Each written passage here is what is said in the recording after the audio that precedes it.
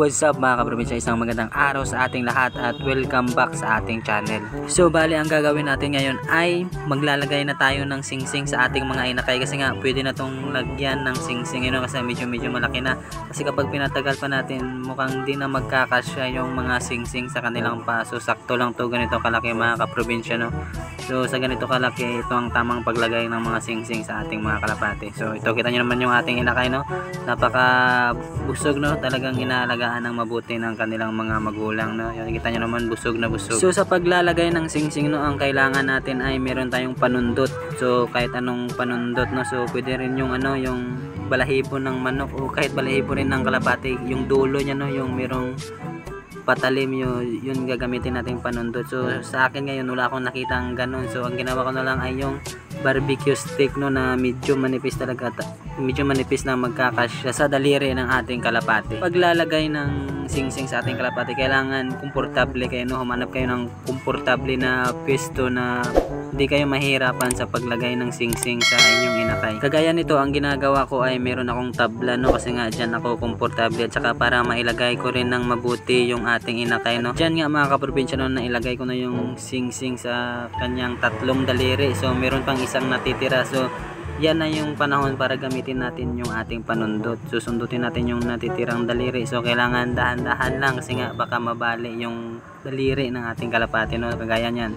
So kailangan kapag meron tayong panundot ay kasya lang talaga dyan sa daliri, no. Huwag masyadong malaki at huwag masyadong maliit kasi kapag maliit ay mababali. Kagaya yan, talagang saktong-sakto lang talaga yung kinuha nating panundot, no, sa daliri ng ating kalapati ko. So kailangan dahan-dahan lang dito mga kaprobinsya kasi nga yun, kasi nga kapag masyadong mapirsa yung ating baka mabali yung daliri ng ating kalapati. At dito na nga tayo mga kaprobinsya na sa ikalawa nating inakay. So kapatid nung nauna, no, yun ganun pa rin, same process pa rin mga kaprobinsya, no. Hanap rin tayo ng magandang pwesto para mapaglagyan ng ating inakay, no, kung saan tayo komportable para mabilis tayong makalagay ng singsing, no. Kaya pa rin nung una, ilalagay pa rin natin yung singsing. Tapos yung natitirang daliri na hindi napasok sa singsing, yun ang ating susundutin, no. So sa part nga to mga kaprobinsya, no, medyo nahirapan tayo kasi nga di na magkasya sa paan ng kalapati natin yung singsing. Kaya ang ginawa ko dito mga kaprobinsya ay nilagyan ko ng sabon para dumulas yung singsing sa paa ng ating inakay, no. So yan nga mga kaprobinsya, kita nyo naman na medyo dumulas siya at madali na lang ipasok kapag merong sabon yung ating yung ating paa ng ating kalapati. So kahit anong pwedeng pampadulas na gamitin para dumulas yung paa niya, no, para di tayo mahirapan na ipasok at saka para di rin masugat-sugat yung paa ng ating inakay. So ayan, kita nyo naman na ipasok ko agad at ang gagawin na lang natin ay susundutin na lang natin, no.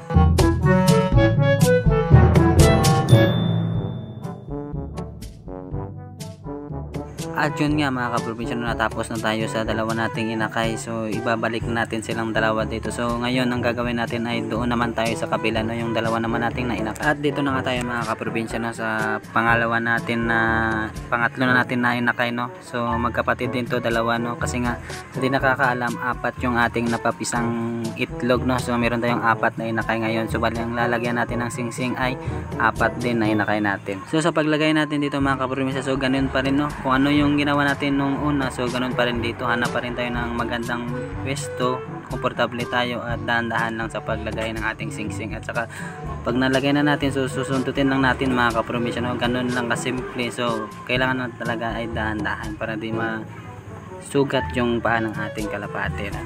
So dito tayo sa pangalawa na, no, tapos na natin yung una. So ito na yung kapatid niya, ganun pa rin mga kaprobinsya, no. Yan, ilalagay lang natin at saka kung may natitirang daliri ay susundutin natin, no.